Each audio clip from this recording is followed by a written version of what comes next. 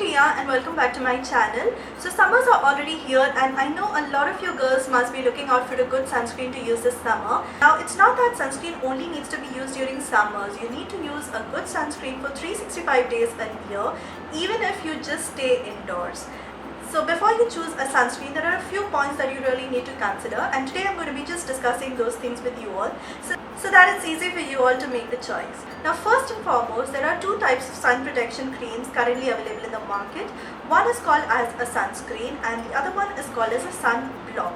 Now sunscreens are basically the chemical type of sun protection creams. You can call them like sponges, wherein they will absorb the sun rays without letting it seep into your skin. Whereas sunblocks are called the physical kind of sun protection creams, wherein they are going to form a protective layer over your skin and deflect any sort of sun rays that hit onto your skin. The second point that you need to consider is the kind of protection that you would be requiring. So sun rays can be broadly divided into two categories. One is called as the UVA rays and the other one is the UVB rays. Now UVA rays are called as the ultraviolet A rays and they are the most responsible for damaging your skin cells, thereby resulting into premature skin aging as well as wrinkles. So even if it's a cloudy day or it's raining, UVA rays can easily penetrate through those clouds and affect your skin. And therefore whenever you're buying a good sunscreen, you need to ensure that your sunscreen offers protection from UVA rays. Coming on to UVB rays are basically responsible for your sunburns and your general tanning that happens if you stay out in the sun for a longer period of time without using any sunscreen. So whenever you're looking out for a good sunscreen, you need to look out for terms like broad spectrum protection from both UVA rays and UVB rays. Now how do we ensure what level of protection do these sunscreens provide you for UVA and UVB rays? In order to understand what level of sun protection does your sunscreen offer UVB rays, you need to check out what level of SPF factor is mentioned on the packaging. SPF is nothing but sun protection factor. So let's say your sunscreen has SPF of 20. So that equals to 200 minutes of sun protection, after which you need to reapply your sunscreen. Now 200 minutes is roughly equal to 3 hours. So let's say if your sunscreen offers you SPF 20, then you need to reapply that sunscreen after 3 hours to stay protected from the sun. But let's be honest, I mean none of us have the time to reapply the sunscreen every 2 or 3 hours, and that is why whenever you're looking out for a good sunscreen, please do ensure that your sunscreen at least offers SPF 50 or more.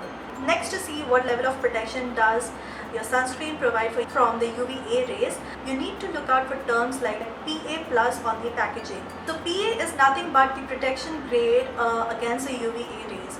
So let's say your sunscreen has PA plus mentioned on the packaging. PA plus means the least amount of protection that your sunscreen can offer.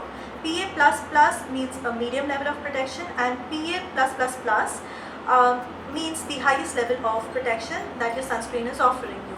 Whenever you're looking out for a good sunscreen, ensure that your sunscreen has SPF 50 or more, and also it has broad spectrum protection against UVA as well as UVB rays, and also it has at least PA++. Now the one that I use and I would highly recommend to you is the Neutrogena Ultra Sheer Dry Touch Sun Block. Now this has SPF 50+. It offers broad spectrum UVA and UVB protection, and also it has PA+++. Another best thing about this sunscreen is that since it is a dry touch sunblock, it's great for people with oily skin because it's just going to provide you a complete matte finish. Having said that, it's not that only people with oily skin should use this. I personally have dry sensitive skin, but I have been using this for over a month now, and I really love how comfortably matte my skin feels. It does not feel overtly drying. It's very comfortable on the skin. Another best thing about this sunblock is that it is non-comedogenic, which means that it's not going to clog your pores. Now this sunblock is available in 2 different sizes, and if you wish to try, you can try out the smaller version to see how it works for you. But you know, I can just go on and on about this sunscreen, and I'm sure you must have already heard a lot of other YouTubers raving about this sunblock as well, and that is why I'll be honest, I actually saw a couple of videos and that is why I got this for myself about a month back, and I haven't been able to stop using it. So this is a highly recommended product from my side, and you need to actually use it to believe what I say.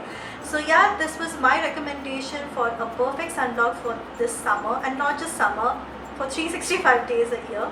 So yeah guys, those were the things that I really wanted to share with you in this video. I hope you really did like this video. If you're watching me for the first time, then please take a moment to hit that red subscribe button, and also you could click on the bell icon to get notified every time I upload a new video. So yeah, I'll see you guys in the next video. Until then, bye bye.